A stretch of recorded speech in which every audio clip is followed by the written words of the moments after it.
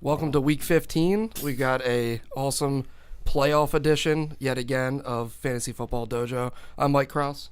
I'm Kirk Williams. We're missing Mark Krause today. He's doing family things, so all the best to him. Yeah, today. He's watching his son in a play, I believe. Yeah, and texting us. So his wife doesn't need to know about that, but It's a little late for that now. Yeah. Sorry to anyone who had almost any player aside from Chandler Catanzaro in the Thursday game this week.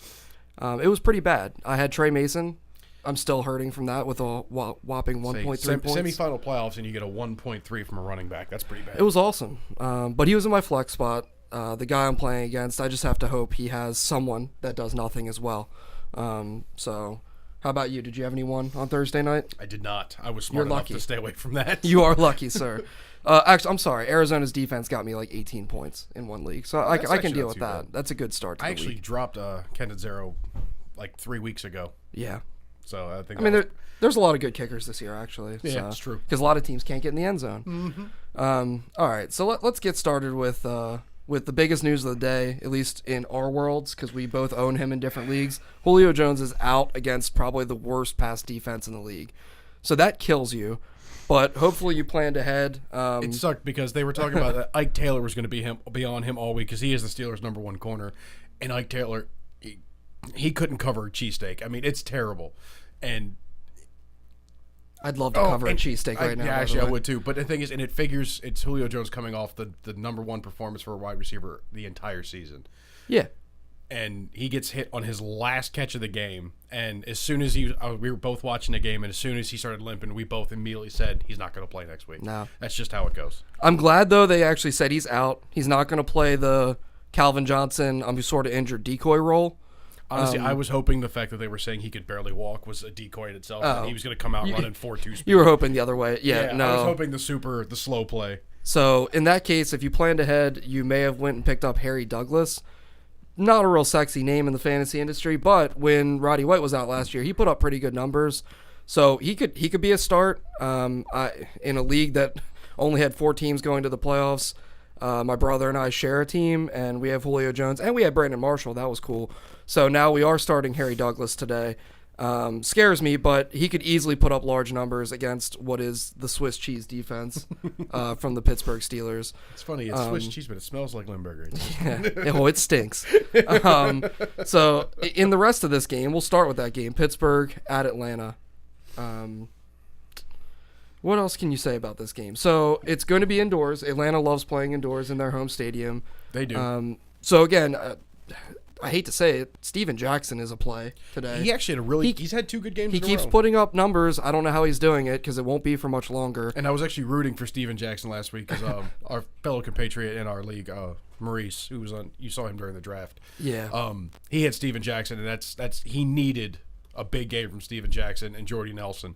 And he got the game out of Jordy Nelson. Steven Jackson, his last carry, got tackled at the 2-yard line, and he lost by 1.5 points.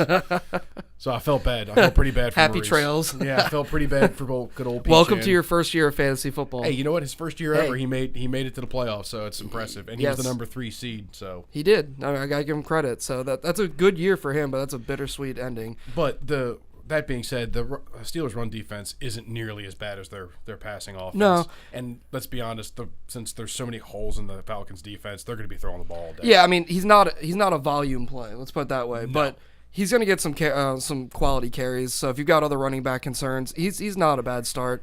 But the big news here would be Roddy White should go off.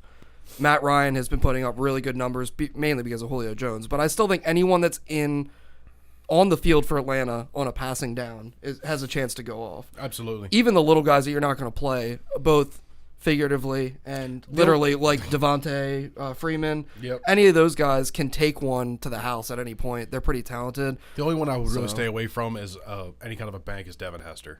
Yeah, you don't want to roll those dice really. And because we just said that, go ahead and put him in flex. Yeah, probably. Go ahead. I mean, he'll probably run back. He'll run back 2 punts. Right. On the other side of the ball, Antonio Brown is the most force-fed receiver in the league, which is just fine for anyone that owns him. Yeah.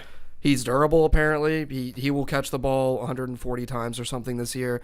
Definitely play him. Le'Veon Bell is a monster. Yep. Putting up almost record days. I looked the other day. Luck, unfortunately, he's not on any of my teams. he had like 9 catches for like 100-something yards, 150 yards, I think, that one game. Yep. And I'm like, this is out of control. So you're definitely playing him. Roethlisberger is even a start. Yeah, I know he's kind of been a little up and down. He got some garbage time points a week or two ago when they were down big, and then ended up pulling it within a couple points at the end. Against Atlanta, he'll be good for probably 275 and 2 scores. Yeah. So this is one of those games where, I mean, it doesn't take a super intelligent analyst to say you play your players that you expect to do well, because both of these defenses, even though it's crunch time, both those teams are in a playoff hunt, even though Atlanta leads their division right now at 5-8. So they're going to be playing hard. Hopefully it's a big scoring game. So up next on the docket, we got Washington at the Giants. All right. Well, considering that the last time Washington played New York, that was actually the last good game they'd put up. They got spanked by.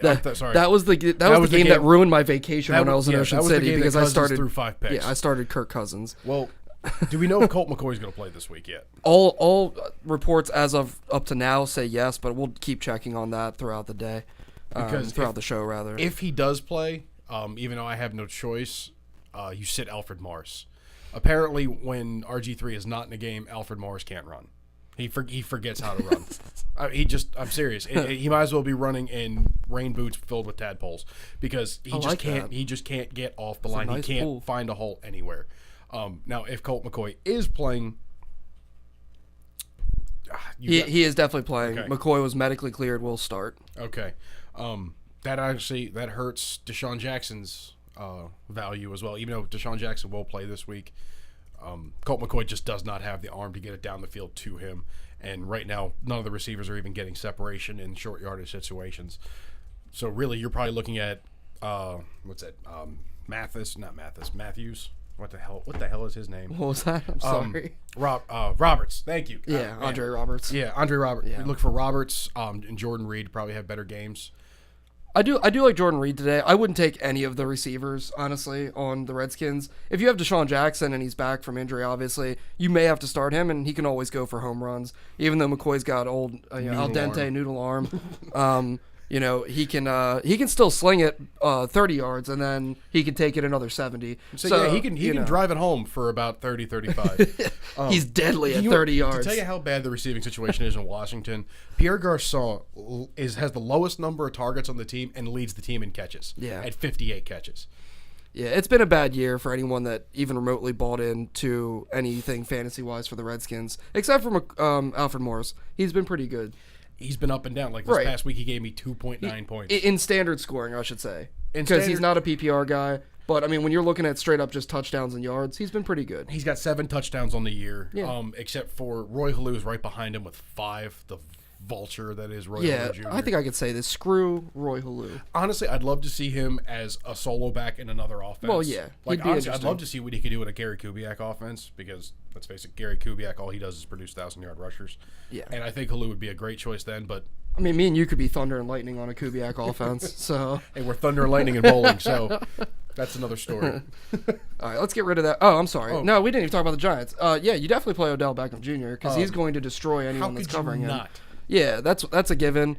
He is probably the most talented receiver in the game right now. He's a freak. Aside from that, I still think, assuming he's healthy, I'll double check. I don't think there's anything out there. Randall's a good play today. I like Randall. Yeah. Larry Donald's not. He's probably a low end tight end 1. Yeah. So I mean, he's not a bad choice. He's got 6 touchdowns on the year. Yeah, and honestly, even when we're saying all these guys who are receivers could have a decent game, I laid a little bit on the line last week to start Eli. I actually just played him in a daily league on DraftKings. He didn't have a bad game. Like, he didn't turn it over a bunch, but he had like 13 points. Yeah. It was really disappointing. Which is crazy because Beckham went off last week. Yeah. And you would exactly. So I mean, Beckham got all the targets, but it's just there wasn't a lot of touchdowns going around. The big thing here would be Rashad Jennings. They've already said he's going to be limited this week. And that's the thing. It's crazy because he is probable, but he keeps saying, like, they're always talking about it in the media, like, well, I'm going to get out there and I'm going to go, but we're going to play it by ear. And you can't rely on that in the playoffs. Like, you just absolutely can't. If you're still in the running right now, you really can't. And neither can you go with Andre Williams. I know. And the one thing that the Redskins have done well this year is they have played against the run pretty well. That's the only thing they've really done well. That and pass rush. That's it. So I would if you have to, They only give up 3.6 yards per carry to running backs. Yeah, so I mean, they're probably in the top 10 as far as run stoppage. Andre Williams had a great game last week. Yeah. He went off for 136 and a touchdown. Yeah, he had one long run that contributed to that, Yeah, but he hey, it started still off, counts. He started off the second half with like a 50-yard carry. So I mean, I would probably personally I would take Andre Williams over Rashad Jennings because if you have to choose between the two, yeah, at least Williams is healthy. Right, but this is a scenario where I could actually see playing Steven Jackson, like we just talked about. Yeah, if you have him or he's I would available. take Steven Jackson over either of those. Yeah. Either of those two. So, all right, let's go to the next game. Miami at New England. This should be a good game. It's an interesting game. Yeah, last week the Ravens just terrorized Tannehill to the tune of 6 sacks. Yeah, I don't think New England's got that in them. Honestly, right now. Congrats to Doomerville setting the Ravens single season sack record. That's impressive, and he's still got some time to improve on that. And I think he will. 20 sacks before the we'll year's get to over. that in a little bit. I think he's going to improve on that today. I think so. But notoriously, Miami's always played New England. They do. They beat him earlier in the year. Say for some reason, even when Miami was terrible, when they went 1-15 that year, they still played New England to the last minute. I mean, it was a close game. So this should be fun. I think Tannehill has a bit of a bounce back week. I know New England's got a great secondary. Obviously, you got Revis, you got Browner just thumping people, but they have. I think Miami. He's been laying the wood to people He for has. the last 6 weeks. He absolutely has. But I think with Landry and Mike Wallace and then Hartline as well. Say honestly, I see Hartline to get open a bit today because he's going to be the underneath guy, like he always is. And I still think you don't want to rely on any of those receivers if possible. They're more of wide receiver 3, all of them. Maybe Wallace as a 2. But the thing is, Wallace is going to he's going to be on Revis. He's going to be on Revis Island all week, all night. So I think there's going to be more points here than most people are expecting because it's a divisional game. You know what I mean? I don't know the weather in New England. Not that it really matters. The East Coast this week seems to be pretty nice climate. I'm going to call it 35-24 New England. Yeah. Like I said, I think there's going to be a game here. But when it comes to New England, let's be honest. Miami's got a stout defense. They really do. I mean, the Ravens made it look pretty bad. They do. I mean, you got to temper your expectations a little bit with New England players. They spread the ball around so well. I still think Edelman has a game, and I need him to. I'm hoping he does in PPR because, again, we always talk about PPR. You have to start Gronk. He is the number 1 tight end in football. Brady, Gronk, and Edelman. The rest of them, no. Do not even touch them. Don't play the Bill Belichick random number generator for running backs. You're not going to win. Doing this week. He's not going. You're not going to get any legendary loot from him. No. You're going to get a white or a green item. At best. You really think you're going to get a green? Two string two-stem leather belt. You may get one of those, which it should be the nickname for Jonas Gray. So, sorry, that was a WoW reference for anyone out there that's interested. This is supposed to be a nerdy version, so it is. works. Yeah, it works. I'm not ashamed of that. But you start Brandon Lloyd. We forgot to mention him in there. I like them. It's just they're going to have to throw to win. They're not going to run the ball against Miami to win. No. So I'm just hoping for goal line carries. LeGarrette Blount on the goal line, that's all I'm hoping for. I'm sorry, man. I have to. You're not. Because Julio Jones is apparently made of glass. Yeah. Anyway, moving on. Yeah, that game should be a good game for football purposes. I'm not quite sure how many top 10 fantasy performances you're going to get out of it, but you're still going to be playing your guys. Yeah. In that matchup. Oakland at Kansas City. Latavius Murray is back, and this is the team that he simultaneously went crazy on and got his face broken. So, who knows with that? A lot of people are rolling with him this week because they like rolling that, but this time it's in Kansas City. That's a whole different ball game than being in Oakland in front of the home crowd. Kansas City is such an uninspiring offense aside from Jamal Charles. They still don't have a touchdown from a receiver. Does it happen this week? No. I don't think it does either. I still don't think it does. I'm hoping the whole season goes by and they do not throw to a receiver for a touchdown.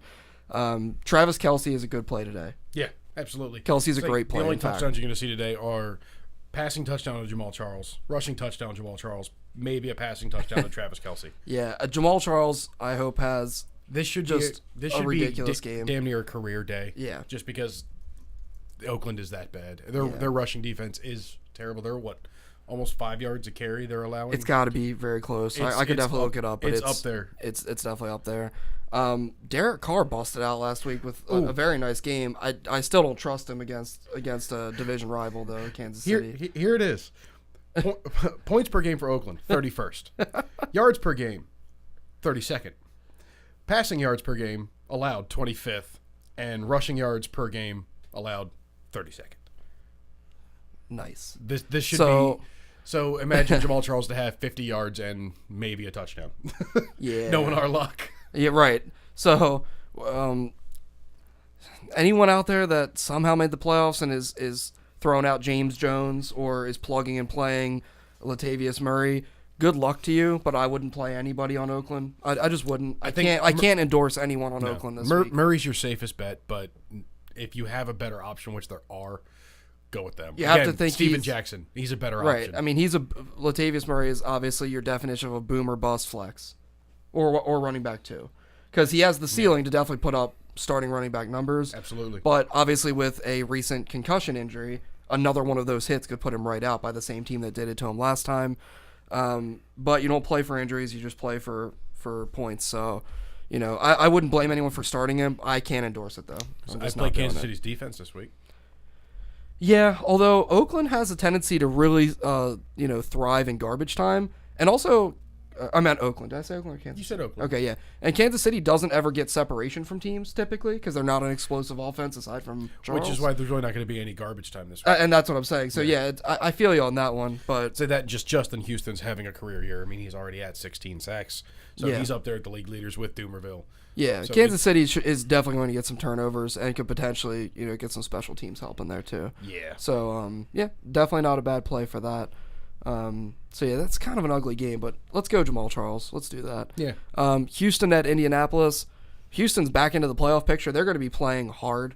Yeah. I don't know if we fear the beard this week, but let's see if I got to check and see if Vontae Davis was it against is Indianapolis back. where the beard put up 6 TDs? No. Who was that? That was against the Titans. Yeah. Excuse me. Let me check on Vontae Davis real quick. If he's out, you definitely play DeAndre Hopkins, and you could make a case for playing. Well, DeAndre Hopkins is already a 1,000-yard receiver. He is. So I mean, you play him anyway. It looks as though. Yeah, he has practiced this week. I'm gonna try to find a more up to date. I don't think the inactives are out quite yet, but they should be getting here soon. So they usually come out right about he's listed as probable. I'm going to have to just say that he's going to play. If he does, you really have to temper your expectations a little bit, honestly, because he is that much of a force right now. Yeah. But and their defense as a whole without him is pretty putrid, but they play really well when he's in the lineup. Mm-hmm. It balances them out. Arian Foster is a monster. Absolutely be playing him. But yeah, Fitzpatrick is such a gamble because obviously we saw he has the capability to go for 6, but he also has the capability to go for like 1 touchdown and 3 interceptions. Yeah. It just depends on if the guys can get open. Now, Andre Johnson, he got banged up last week. I'm going to check on him as well. He does lead the team in catches, though. He's got 69 catches he does. this year. So, the main thing for him is I'm not even considering starting him. It's if he is out against the Colts. There's going to be a lot of attention. Who's out? Andre Johnson is out. Oh, wow, he's out this week. So there's going to be a lot of attention on DeAndre Hopkins. You still kind of have to play him. I think you still play him. You have that game should be a shootout. Their defense, while Vontae Davis is great, they're not going to shut out Houston. But what you're hoping for is not a lot of, matriculating down the field and then Arian Foster banging it in from 15 yards out like he's capable of doing. Because then you're going to get a nice little 4 for 50 out of Hopkins, and you're going to be like, womp. Yeah. Womp womp. But you're right. You've put yourself in a position that you probably have to play him in some position today. So you're just hoping for him to break out or for Vontae Davis to get hurt again during the game. Andrew Luck, please, Andrew Luck. Say other side of the ball. Andrew Luck. Go for 500 today.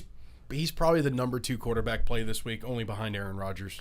That's in my personal opinion. Yeah, because Rodgers just has a far greater chance at 2 or 3 interceptions this year, and he doesn't fumble the ball either. He's had 3 interceptions, and he has not given up. Which is crazy. And Andrew Luck, I believe, has the most turnovers for a quarterback this season. Now, he makes up for it with ridiculous yardage and touchdown numbers, but he's a gunslinger. I mean, he is. is the modern day embodiment of Brett Favre. Just a massive version with He has a large neck 13 beard. picks this year. 13 picks. Yeah. And 12 fumbles. That's the key. The kicker is Now, the fumbles. It It's doesn't like crazy. say how many he's given away. It's just that he has fumbled the ball 12 times. So the ball has left his hands 25 times when it wasn't being thrown. But in fantasy, we don't care because in those games, he typically has already put back up more than enough in yardage and touchdowns. The popular question a lot this week in PPR formats and daily leagues is, do we play Dante Moncrief? Probably. If you had a situation with Julio Jones and you were able to pick up Moncrief, you definitely put him in. I don't like the Houston secondary is absolutely horrible. It's not quite on par with the level of awfulness from Pittsburgh, but they're pretty close. I think they're a great play. Yeah, you've got the JJ Watt factor. He's probably going to strip sack Luck at some point today. Probably. But then again, do you ever play a defense against Andrew Luck for fantasy? You can't even really utilize that. Now, as an IDP though, if you've got Luck, you're always, if you've got Watt, you're always playing him. The thing is though, it depends on how your defenses work. If you're in a league where like ours, where you can't go into the negative because of points scored, then you still play Houston's defense because they're going to get a turnover, they're going to get sacks, and they're probably going to have a defensive touchdown. Luck is easy to pick six because they spread the field so wide. Once it's picked up, there's no one there to stop it. Dude loves throwing the ball falling down. He tried throwing it from his ass. Do you remember that? Mm-hmm. He wasn't touched, but he was on the ground, and he tried throwing it over his lineman. That's impressive. I appreciate his resolve. But, when you've got a superstar like Watt out there, he's going to wreak some havoc today. Yeah. But I still expect it to just be points on points in that game, all around. T.Y. Hilton's probably going to have a great game. He's pacing out a 1,500-yard season at possibly less than 100 catches, which is unreal. He's I think he's around 17 or 18 yards per catch. Right now, he's at 1295 in yards with 78 catches. Yeah. So do the math. It's probably somewhere around 15 to 18 yards a catch, which is just unheard of. Having a great year. Reggie Wayne is a conundrum. A lot of people have been playing him, and at this point, I'd rather start Moncrief over him. I would. Moncrief still has the wheels to get down the field. That's true. Yeah, and that's one of the big factors. And teams still respect Wayne to the point where they are still blanketing him. Yeah. He's falling into the Marvin Harrison role that he was in a couple years ago when Reggie Wayne was still young and in his prime. Yeah, and you've got a little bit of a tight end quandary. Both tight ends, Fleener and Dwayne Allen, are healthy. Mm-hmm. It puts the damper on both of them. Fleener has had some really nice games with Allen out. It's a tough call. I mean, Allen's the better athlete. Allen's the better football player, period. But for some reason, Fleener gets open. I think it's because defenses look at him and go, well, he's half special, so we're just going to leave him alone and just let him wander off and fall down, and then he drops a 40-yard touchdown catch. He could have literally crab walked in the end zone and he drops it. He kind of reminds me of there was a video I saw this week of a compilation of dogs wearing shoes and or socks. He kind of plays like a dog wearing socks. I saw that video because I saw you post it. This is one of the funniest things I've ever seen. So, I mean, hey, he's been scoring touchdowns. At this point, the team that Mark and I share, we are playing Fleener. We're still just rolling with it. So, either way. He's a boomer bust. Tight end, probably 2. Yeah, if you've got either one of those guys and you don't have a better option, go ahead and play them. And, there's still volume to be had there in Indianapolis. Yep. I'm hoping Indianapolis wins this in a football perspective just to bury the Texans a little bit. So stay away. I don't want the Texans to get this uplifting win for the Ravens going to Houston next week. That's just a homer call here. It would be nice if they could lose this game, be mathematically out of the playoffs, and then they got nothing to play for next week. Yeah, and they would start resting a lot of their starters just to keep them getting hurt in the last 2 games of the year. So that good segue. Oh, the other real quick. Do not play Trent Richardson. Just stay away. Yeah, just stop doing that. Stop trying to make Trent Richardson happen. It's not going to happen. But that segue into Jacksonville at Baltimore. This should be a fun one for the home team here. Yeah, we're hoping. The spread is double digits for anyone that's actually placing wagers. Baltimore has looked great the past couple weeks on defense. They're putting a lot of pressure on the quarterback. Bortles has been sacked 39 times this season, and I think 39 times and 19 times in the past 4 weeks. So Baltimore's defense is a solid play today with Suggs and Dumerville, the league leaders in sacks as a duo coming into this game. Jacksonville, you don't play anyone. It was fun for a while to play Denard Robinson. Yeah. Not in this game, you don't. I actually heard a gentleman on the local radio say that Baltimore will put up more points than Jacksonville has rushing yards. Oh, that's a funny prop bet. I don't know if I would do that. I don't know if I'd quite take that because Denard Robinson is still a good ball player, but it's going to be close. Yeah. They're going to end up making something happen, but I feel like it's going to be in garbage time. So you don't play any Jacksonville players. I'm sorry. You don't. Can't endorse it. Now, on Baltimore side, it seems like every other week or every other couple weeks, it flip-flops between Torrey Smith or Steve Smith as far as who puts out numbers. Now, Torrey Smith has had a knee thing this week, so I'm going to look. He only played 16 snaps. Yeah, I'm going to look right now and double-check and see what his status is right now. I'm pretty sure he is playing. I think he's going to play. But start your Justin Forsett, league-leading rusher as far as 5.6 yards per carry. Leads the league in 20-plus yard runs. He's already a 1,000-yard rusher. He's at 1,080. Play Justin Forsett. He's got 8 touchdowns. He'll probably finish the year with probably 11 or 12. Play Justin Forsett. That's all I can really say. Oh, yeah. I can't say it enough. Joe Flacco, if you're desperate for a QB, might not be a bad play. Or if you're in a Definitely not. I mean, he's got the ability to go deep at any given time. We know that. Mm-hmm. The secondary, just the defense in general. Now, I will say one thing. Jacksonville can create turnovers. The only way Baltimore has issues in this game is, if Flacco gets blindsided and sack fumbles, they return it for a touchdown. If Baltimore turns the ball over a bunch, that could get a little dicey and the game could be closer than anyone thinks. But as far as coverage in the secondary, whoever's going to be the go-to guy today as far as the receiver, it's looking more and more like Steve Smith. Torrey Smith is probable. But in a game like this, if the Ravens get out to a little lead, they're going to sit him. Yeah, so I can't endorse Torrey Smith on that. Steve Smith it's boom or bust again, but play him. Play him. I feel comfortable with him as flex and nothing else. If you have to put him in as a wide receiver 1 or 2 or even 3, wide receiver 3, I think is fair. I think it's fair. Yeah, it's not a home run at wide receiver 3, but it's fair. Interesting fun fact about Jacksonville though. They have not won an away game in 378 days. It has been over a complete year since they've won an away game. Well, it's hard to win an away game when some of your home games are in London. It's very true. The other thing is their only 2 wins this year. They were +7 in the turnover ratio between the 2 games. So as long as the Ravens don't turn the ball over, this should be a massacre. So don't start Jacksonville players. No. Start Forsett. Could potentially start Flacco and potentially Steve Smith and definitely the defense. I think the defense and Forsett are easily the highest scoring Baltimore fantasy players today. Agreed. So let's see. Next up is Green Bay at Buffalo. I'm not ever going to call a trap game against Green Bay at all. I think they win this game, but Buffalo's defense is very good.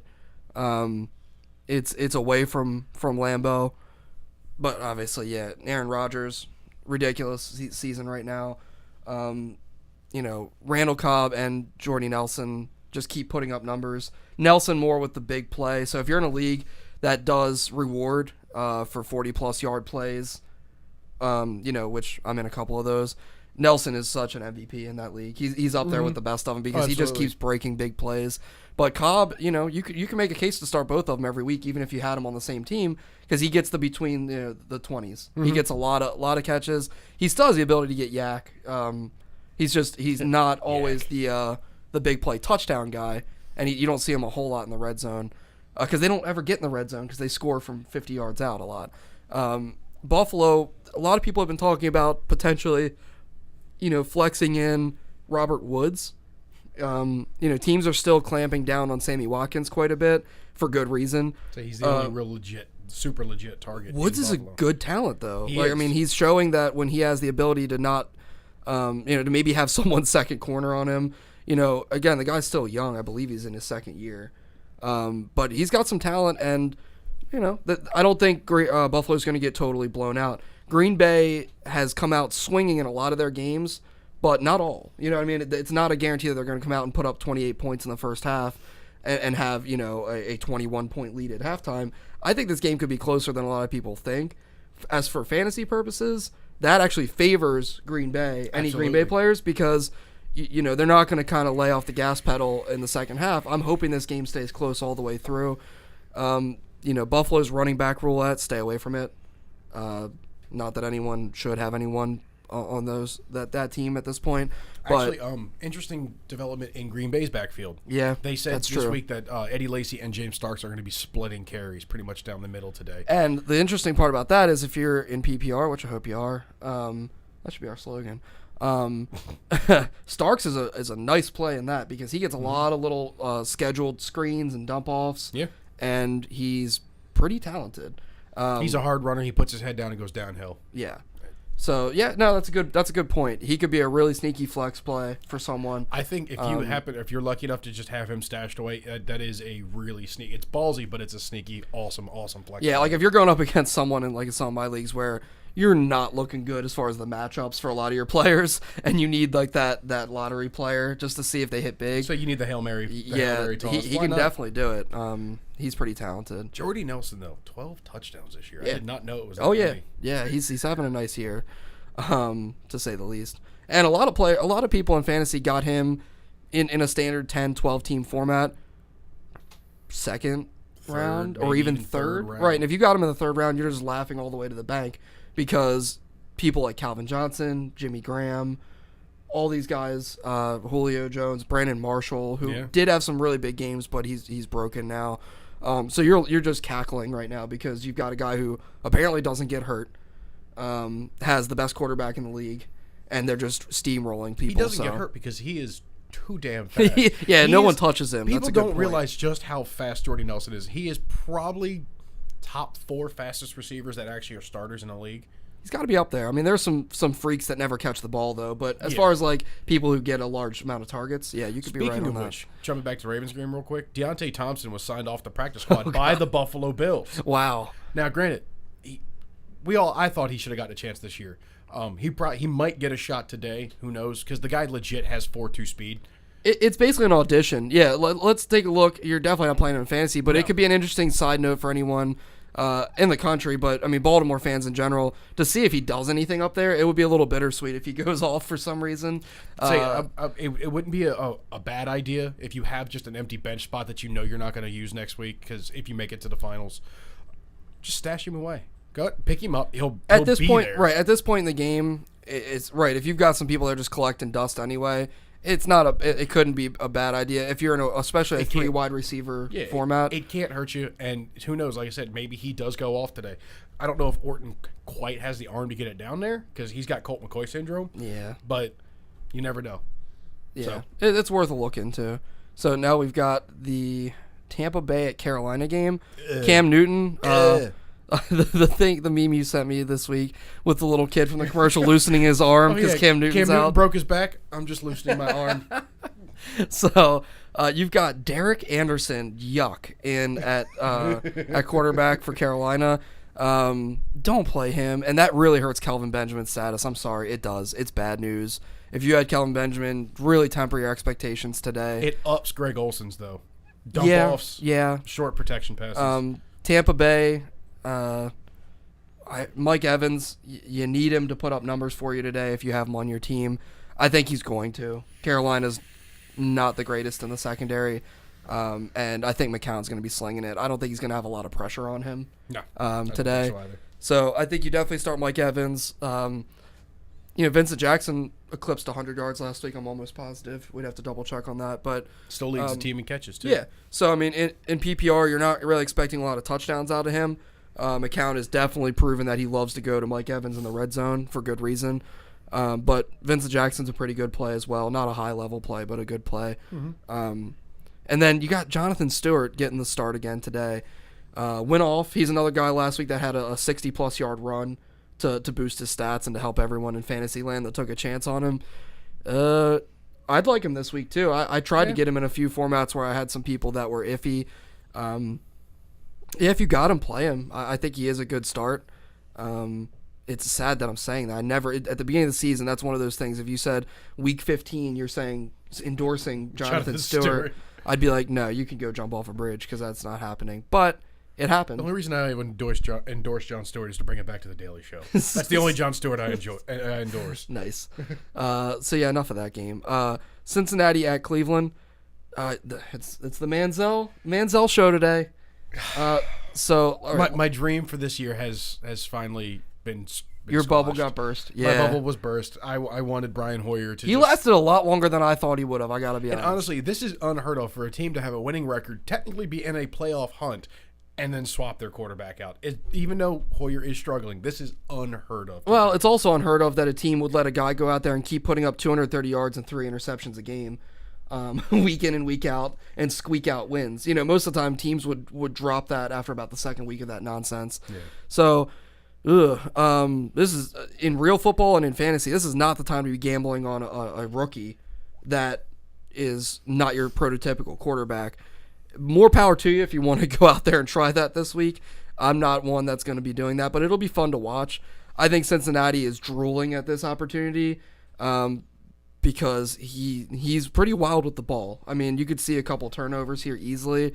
The thing you're hoping with Manziel, if you're playing him, for some reason, is the rushing aspect. You're hoping to get, because he will run. He will run in an instant. If he sees an opening, you could see him with 50-plus rushing yards and a rushing touchdown, aside from whatever he managed to get through the air. This really hurts Josh Gordon. Yes, it does. If you have Josh Gordon, good on you. Good on you for stashing him away. Sorry about that. And having him on your team. He's definitely helped you out the past 2 weeks.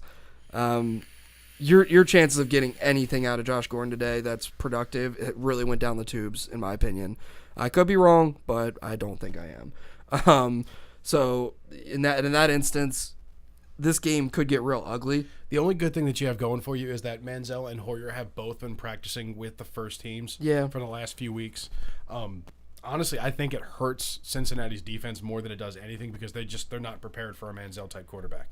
They prepped all week for Brian Hoyer. But it's one of those things where I just think he's careless with the ball. He is. And he's going to go out there. He's going to try to. He thinks he's going to take them to the playoffs. I mean, and he has to.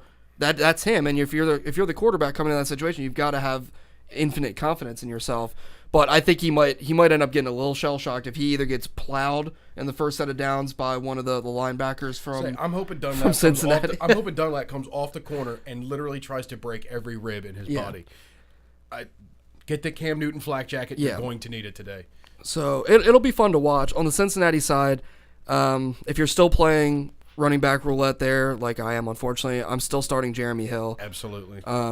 Cleveland's got a decent defense. They haven't been protecting the run very well, though, recently. No. That's the other thing is A.J. Green's an absolute start. But you've got to, if you've been following my ups and downs with Mohamed Sanu, I wouldn't try it in this game.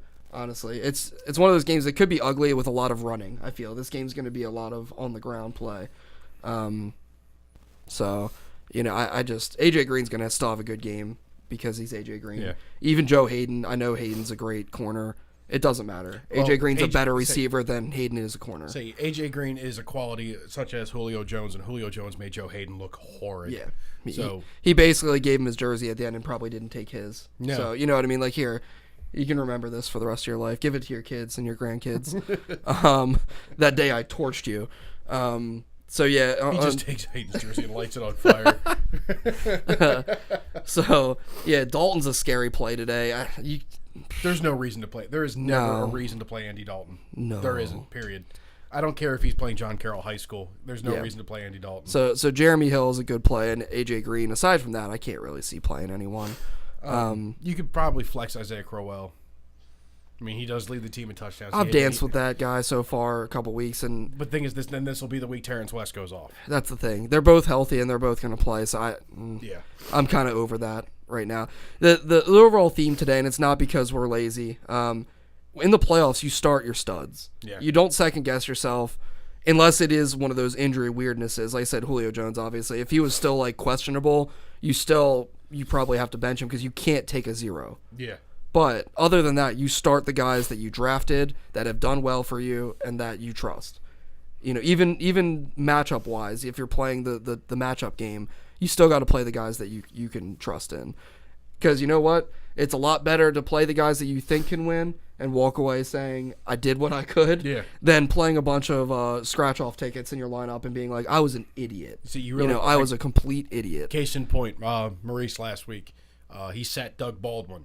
Yeah. And Doug Baldwin put up a big whopping 20 points, and he played Mohamed Sanu instead. Sanu is the dream crusher this year for a lot of people. He plays Baldwin. Maurice wins. Yeah. We're not talking about it anymore. Right. So, that's my thought about that game. It could be a little ugly, and just play the guys that are the higher level plays in that game. So now we're at the afternoon games. The Jets at Tennessee. Yuck. Can we just skip this one? There really is no one in this. Well, the only reason I wanted to say anything about this game is you've got Kendall Wright, who, damn him, because let's see, double check. I want to check something. I know he was injured. He was just inactive last week when we were like, you know what, he just came off a great game. Justin Hunter's out for the year. This is his time to shine, and then it's just like, oh, he's inactive. So let me double check on Kendall Wright. If Kendall Wright's available and he's playing, I think he's a start. I hate to say that. He's questionable this week for a hand injury, and he was out last week. The other issue is Locker's back, so I don't know how that plays with Kendall Wright. Like, I don't know if that helps him, or he doesn't have the arm Mettenberger does. Delaney Walker's probably going to see more looks than Kendall Wright will. Yeah, so I take that back. That's a really risky play, but I wouldn't be surprised if he puts up numbers. The Jets are pretty bad. The Jets are pretty bad at defense. On the Jets side of the ball, Chris Johnson broke out for a little nice scamper last week, but I still don't trust him. No, but Tennessee's defense is really bad too. So I could see someone still taking a flyer on either Percy Harvin or Eric Decker. But I don't like that. But I could understand your thought process there because Tennessee is just pretty bad. So, yeah, do you have anything else to add for that game? Sorry if you have anyone in that game and you're actually trying to make a decision this week. Actually, I apologize. Actually, I do have one thing to add. Yeah. One thing on NFL.com, Kendall Wright is also nursing a hand injury. That's what I said. I think he said a hamstring. Oh, no, I meant hand. Okay, if I did say that. It's a hand injury. So who knows what the injury actually is? It could hamper him from actually pulling a ball in. Who knows? Yeah. Could cause fumbles. But so. Like hand injury is not good for a receiver. So, no, that's definitely it's not a bad good thing. for a football player. Linemen are fine. You can just other than that, hit people with your cast, Lex Luger style. So wow, taking it back. Yeah. Taking it to the battleship for that pay-per-view. So then we've got Denver at San Diego. That's a much more interesting game. Is Manning going to be back after 2 weeks under 200 yards, which that knocked me out of the playoffs. Thanks, Pepe. So that sucks. So I think Manning, the tables turned back again. I think Manning definitely is back with a little bit of a vengeance. I think you definitely temper your C.J. Anderson expectations this week. He ain't going to go for 3 touchdowns, guys. I'm sorry. You're still playing him, though. Yeah. But I don't think he's going for 3 TDs. So I think that the tables turned back a little bit the other way in that instance. Demaryius Thomas something's up with him. He's probable. He was in full practice this week. He had a little ankle thing going on. That might make what's his name? I can't think of his name. Oh, Emmanuel Sanders actually a little bit more of a sexy play just because Emmanuel Sanders seems to be 100% healthy, which is incredible because he should be in a grave right now. At the very least, a wheelchair. I mean, yeah, that was his head taken off. Was it 2-3 weeks ago now? Yeah, and he played the next week. I know that was out of control. It was unbelievable. But so yeah, C.J. Anderson obviously still a starting running back. He's been a great story for you if you were in like that late stretch run. He definitely has been taking you to the promised land. Manning probably not going to go for 4 bills, but man, he needs to get over 250 yards today for people if they still managed to escape last week, or if they have a late playoff start like one of the leagues I'm in. It's only 4 teams. You need Manning to do stuff for you today. He can't have another 175 and a pick. I mean, you're going to lose today. Hey, ended his streak of consecutive games with a touchdown as well. Yeah, Julius Thomas. I'm going to double check on him as we speak. Yep, he's probable full partition. I mean, he technically was available last week, and they just didn't need him because C.J. Anderson was running all over the world. Yeah. But he'll play this week. You got to play him this week, which hurts because you're just hoping you don't see that 0 up there. Mm-hmm. But we've all seen what the other option is at tight end. And it's going to be a 0. Bad. Yeah. He comes in as a blocker. That's it. If you're thinking Jacob Tammy has any sort of value, you're wrong. We all found that out when Julius Thomas was out. So yeah, if you got Thomas, start him today, and you're looking for hopefully a nice game there. On the other side of the ball, Denver's defense is way better than people give them credit for. They focus on the offense. They have a really good defense that is holding teams down. Yeah. if you've got Rivers, you're playing him. Keenan Allen had a great game against Denver. That was like his breakout game, if I remember correctly. It was. I like Keenan Allen today. And then you've got your other bevy of, Eddie Royal and who's the other guy I'm missing? Malcolm Floyd.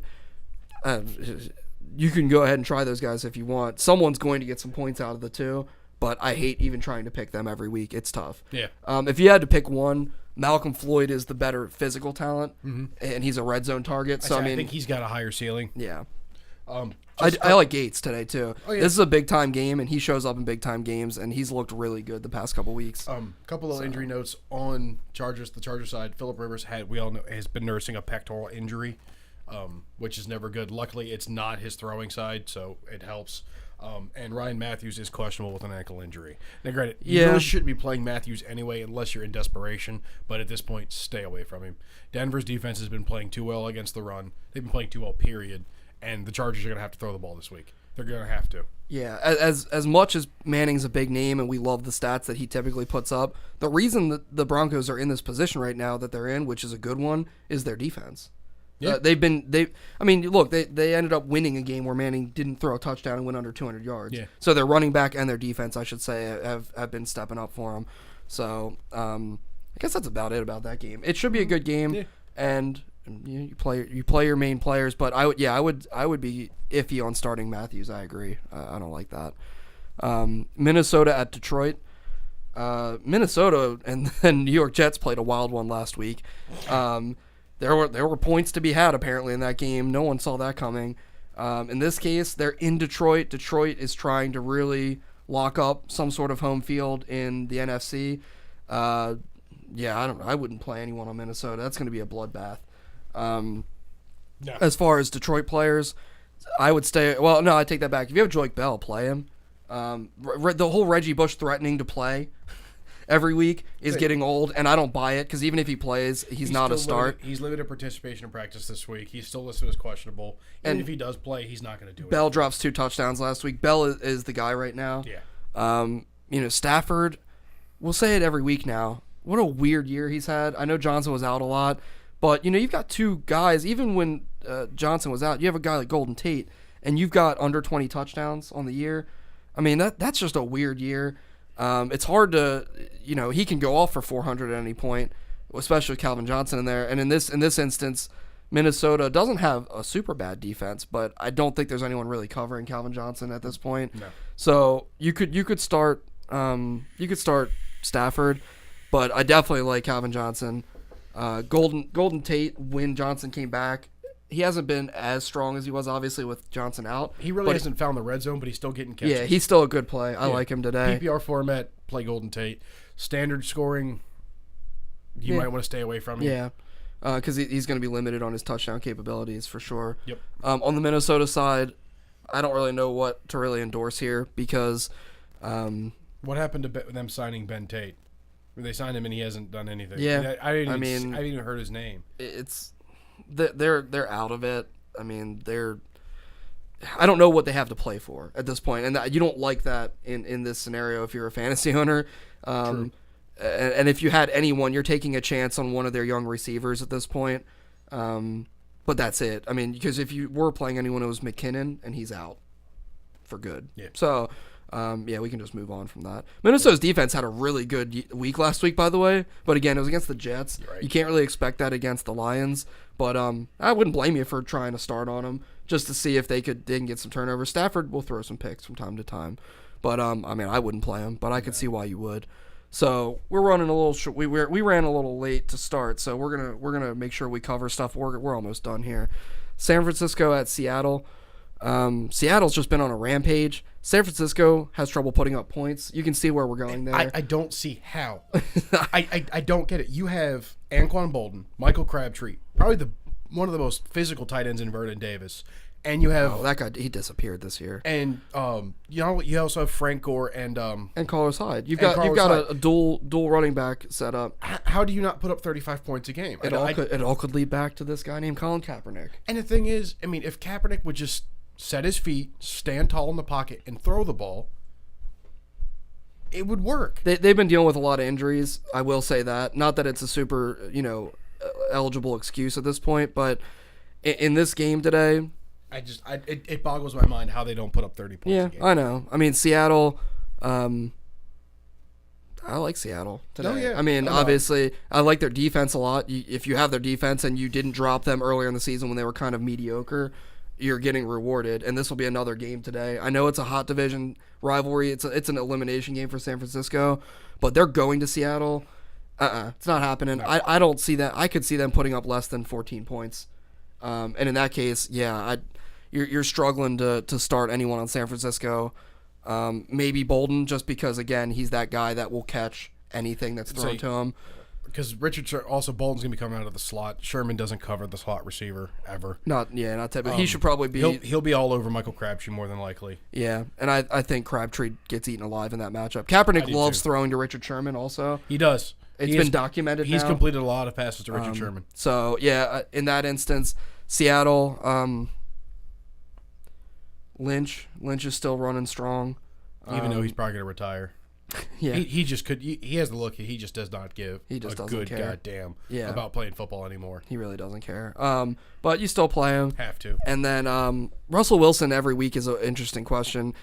You're hoping with Russell Wilson at this point, he's never going to really hurt you, but you're just hoping that he goes off in the running game. Well, at this point, there are some games he will hurt you because he'll put up a 10 spot. Well, but I'm saying he doesn't have like the 1-pointers. No, like, he doesn't have he doesn't have an Andy turnovers Dalton type and no touchdowns. Let's put it that way. Yeah. So, Agreed. If you've been rolling with him, you're probably a believer in him, and I wish you luck. But you're hoping for rushing yards with him. And against the 49ers, 49ers, they're playing bad on offense, but they still got a good defense. So I don't know if I like that play. So, I mean, at that point, there's not really a whole lot other than Lynch that I can endorse. In 10, even 12-team leagues, there are better options out there, in my opinion, than Russell Wilson. Seattle's defense is the real MVP. So yeah, that's what we're talking about there. So next up is going to be an awesome game, we all hope. The grudge match from 2 weeks ago, Dallas now at Philadelphia. Philadelphia went down to Dallas and laid a whooping. Yeah. So Dallas has had a couple games nice since then. Ooh, I don't know, man. I like this. It's gonna be a fun one. I don't watch a lot of Sunday night games. I usually end up playing Destiny or something and wasting my time. But I'm gonna tune into this one. Yeah. I have to. If you got all kinds of fantasy implications. You got Dez Bryant. You got Jordan Matthews. You got Macklin. You've got McCoy. We had a question today from Cody. He's in a league where I've watched his trades. And he has been dominating people in trades all season. He has the option today to start McCoy or Josh Gordon in flex. Yeah. So shout out to Cody for abusing people in trades all season.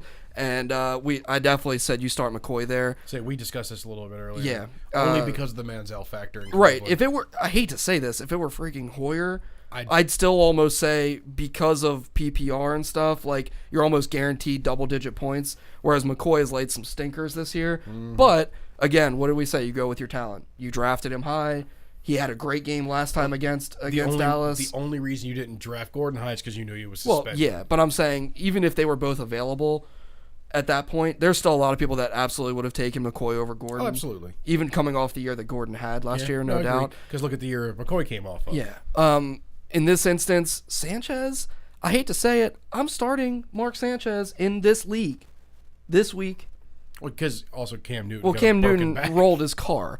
And I didn't even want to start Cam Newton anyway, but my options pretty much lead me to Sanchez, and I'm not even mad about it. It's Chip Kelly's offense. It is quarterback proof to an extent. Again, tell me early in the year that I'm starting Mark Sanchez in the playoffs, and I will slap you in the mouth. I don't even care that you would beat me up after that. I would slap you in the mouth. No, I'd agree. Because that's an asinine comment. But hey, here we are, week 15, starting Mark Sanchez. And then, the Jordan Matthews, Jeremy Macklin conundrum, it's not really one. You play them both. But they've been equally getting the ball the past couple weeks. So I like both of those. Don't even touch the tight ends on the Eagles. Ertz donut. Yeah, he had a touchdown last week, I believe, though. But yeah, for the most part, you will get a big old donut. And then on Dallas, Dez Bryant is just he's itching for the playoffs. That guy, there's not a guy in the league that wants to be in the playoffs more than Dez Bryant. They were dominating last week, and he is yelling at everyone on the sidelines. Not even like happy yell, like getting people fired up. He's mad. Yeah. because he wants to be out there and get 400 yards himself. To quote Ray Lewis, he is pissed off for greatness. Yes. Yes, absolutely. So if you have Des Bryant, you're just drooling today. He should go wild. So and Romo. So you play Romo. Yeah, I think Romo is definitely going to have a nice game today. Witten. Now, Barwin has been just Connor Barwin crushing people this year, but Dallas's offensive line is pretty damn good. And I think they're going to give him enough protection to sling it downfield. I do. Romo also has that great running away throw. He's perfected the running away throw to the point where him and Des Bryant, I think, practice it, and it's something to watch. So I like that. And then we get to Monday night. We'll finish up here. I know everyone's got set their lineups. New Orleans at Chicago. Two teams that have severely underperformed. You've got Brandon Marshall destroyed. Poor Brandon Marshall. If you had Brandon Marshall, you wanted to pick up the rookie. I am apologizing because this is the hot fantasy news of the week and I forget this guy's name. But the rookie that's filling in, I'm going to look it up for Marshall, is definitely one of the stories of the week, especially in fantasy. The numbers are there. They're going to be throwing the ball a lot. It makes Jeffrey's numbers go through the roof. If you have Alshon Jeffrey, you're also loving this right now. But Martellus Bennett. Bennett has had 2 straight 100-yard weeks with, I believe, double-digit catches as well, if not very close to it. So, you know, I'm looking up his name, so I'm really sorry. But this is a guy that if no one in your league paid attention, or if he's still out there, people don't want to test him.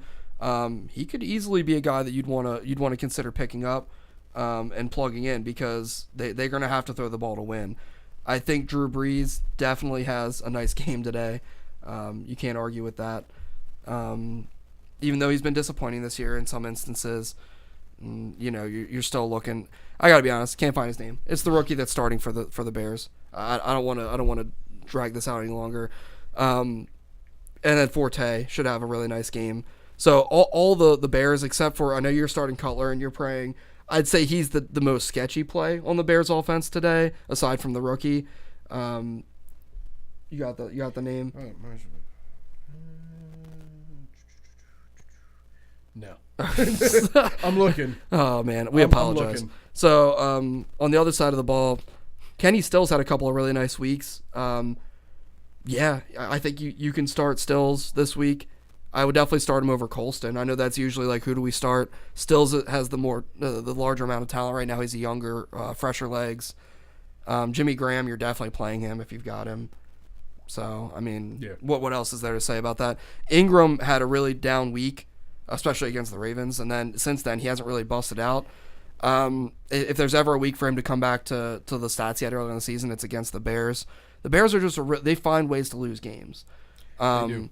But even with that being said, I don't think you can start either defense because they're both not very good either. So I think that about does it. Did we miss anything? Anything you can think of that we missed as far as like something glaring? Not really. I'm now on a hunt for this guy's name. Well, I'm gonna find it. This is bothering me.